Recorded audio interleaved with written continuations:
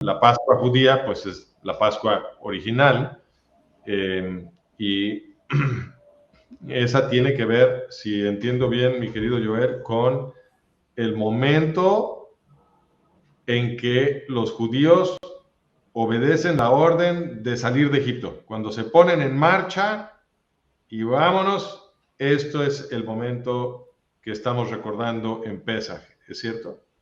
Sí, o sea, es todo el contexto, como vos bien sabés, y nos enseñás sobre el Éxodo, es un poco más el contexto de lo que estaba pasando antes, o sea, toda la historia también de Moshe, hasta que la conversación que tiene Dios con Moshe, y van pasando las 10 plagas, o sea, realmente es el todo, hasta la salida al final.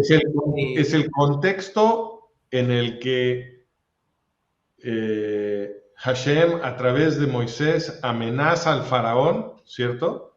¿No? Sí, Porque hay resistencia del faraón y entonces tiene que amenazarlo y tiene que apantallarlo con las plagas y asustarlo y humillarlo, ¿no? Todo esto tiene que pasar.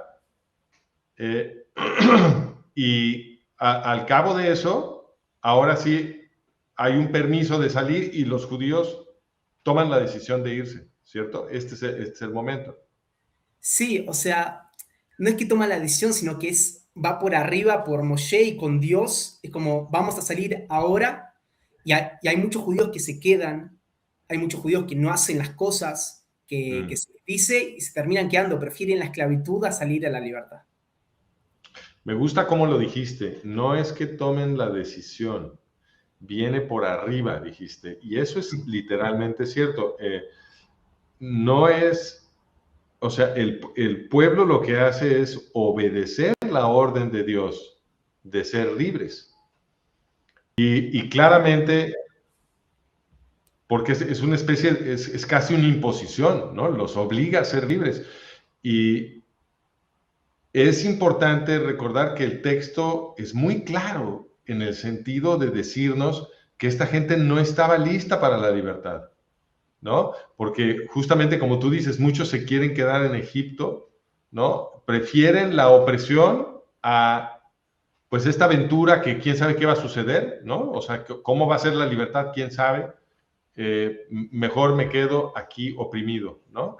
Claro. Y otros, aunque sí siguen a Moisés y obedecen, ¿no?, la orden de ser libres, el relato nos está recordando todo el tiempo de lo difícil que es para ellos irse y extrañan Egipto y se quieren regresar a Egipto, y están asustados y no saben para dónde van y les cuesta trabajo todo este nuevo marco legal que Moisés les está dando, que es lo que ellos necesitan para poder vivir en libertad, ¿no?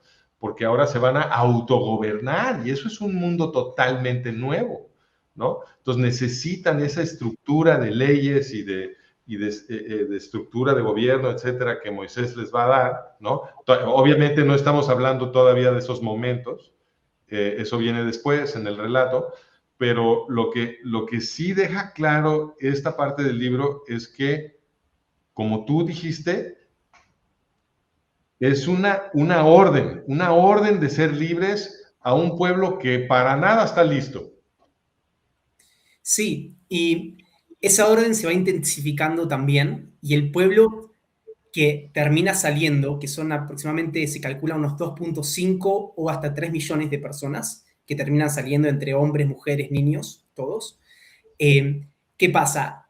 Al inicio no quieren tanto y están en duda, pero a lo largo de que van sucediendo las plagas y ven el poder divino, claramente van diciendo, no, esto es lo correcto, vamos con esto.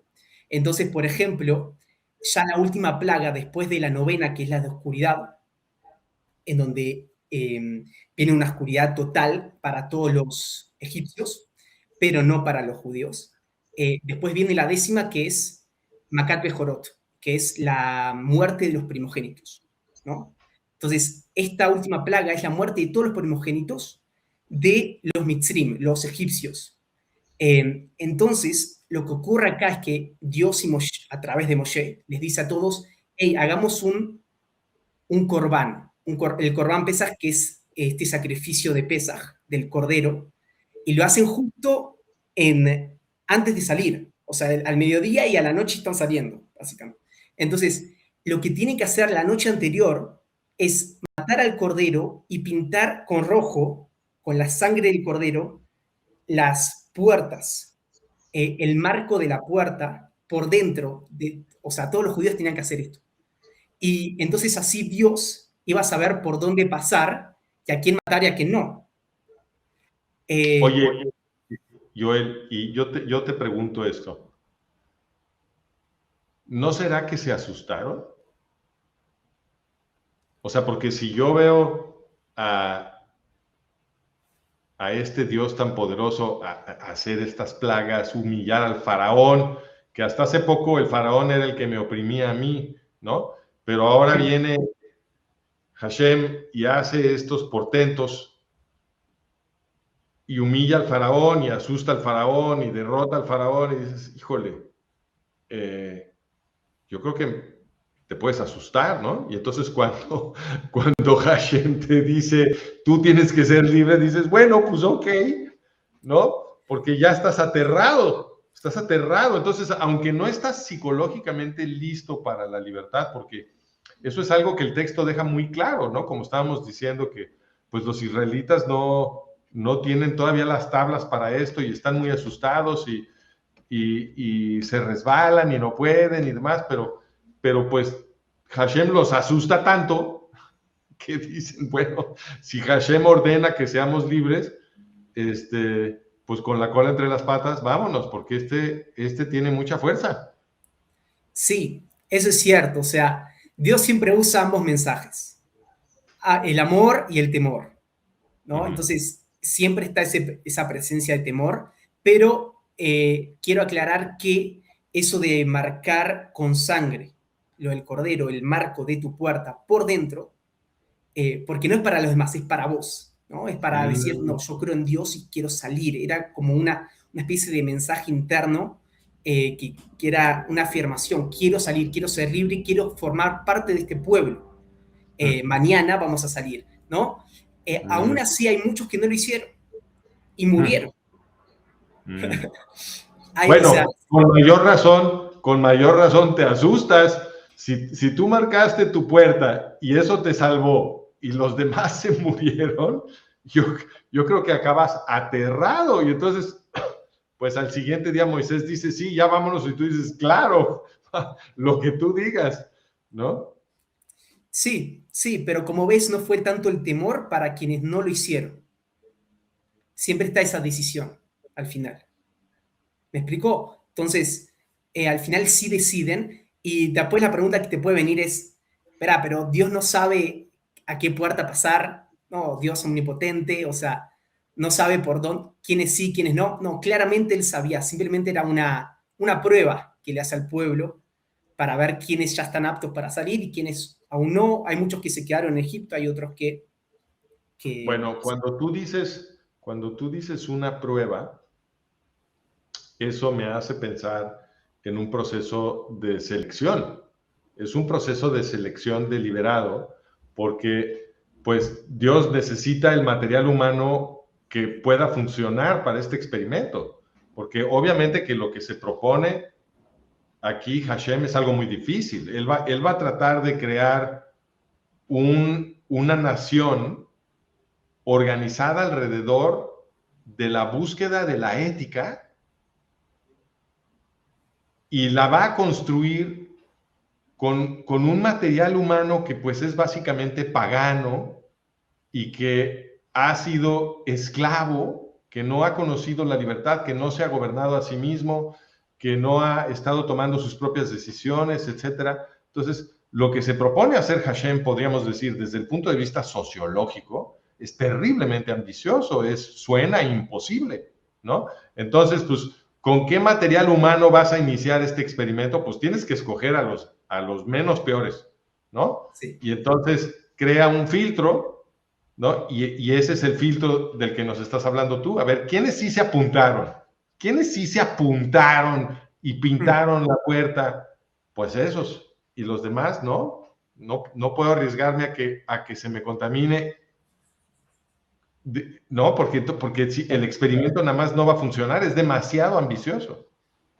Sí, justo tuve un shiur la semana pasada, una clase en donde se hablaba de esto, y es que se cuentan los midrashim. Un midrash es como esos cuentos que no se saben si son ciertos o no, de los grandes sabios de hace 2000 años más o menos, en donde se dice que ¿No será una agadá, más bien? no, un midrash, Ok. se le llama midrash a este Es tipo. que yo creía, corrígeme si me equivoco, pero yo creía que un midrash era una interpretación, mientras que una agadá sí es un cuento. La Gadá, sí, es el cuento, se lee la Gadá Pesaj en Pesaj, o sea, es el cuento y se narra toda la historia Ok, mientras comemos y hay ciertos pasos a realizar. ok. Sí, eso sí. Ahora, el Midrash, no sé exacta la traducción, pero son esa especie de cuentos que cuentan los grandes sabios de más o menos hace 2000 años atrás, que no están en la Torá. Son interpretaciones de ellos, sí, como dijiste, son Exacto, interpretación. pero las interpretaciones no son necesariamente cuentos. No, hay a veces que tiene más sustento y a veces que son más cuentos. O sea, hay Ok. veces que son más interpretaciones y hay veces que sí son más cuentos. Pero O bueno, sea, y hay unos midrashim que son, digamos, más argumentativos y otros que son como más anecdóticos o platicados. sí, sí, y todos tienen al final una moraleja, algo que nos Ujú, enseña. ujú. Entonces, en este caso lo que aprendí acá en esta clase fue que los judíos, como bien vos dijiste, eran iguales que los egipcios. Hacían las mismas cosas, robaban, estaban muy bajos en impureza, estaban con mujeres y hasta hacían idolatría, etc. O sea, eran paganos, como vos decías, estaban al mismo nivel. Entonces, ¿qué es lo que los diferenciaba? La única razón, el único hecho que los diferenciaba era el querer cambiar, Ujú. el querer mejorar, pero hacían las mismas cosas. Entonces, ese acto de marcar en sangre y hacer las cosas Mm, que decía Hashem es el decir quiero cambiar, quiero mejorar. Lo cual los demás no lo hicieron. Los demás del pueblo judío no lo hicieron y los egipcios tampoco. qué interesante, qué interesante.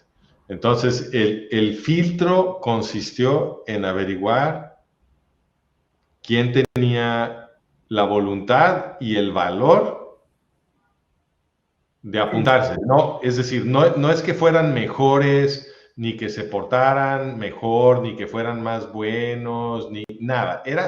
Eran iguales, pero estos por lo menos dijeron, yo le entro a tratar de ser mejor y eso es suficiente para que entonces Hashem les dé el voto de confianza. Sí, eso es lo la premisa de la clase que aprendí la semana pasada. Sí, sí, Qué sí. bonito. Me Sí. gusta la interpretación. Está rete buena.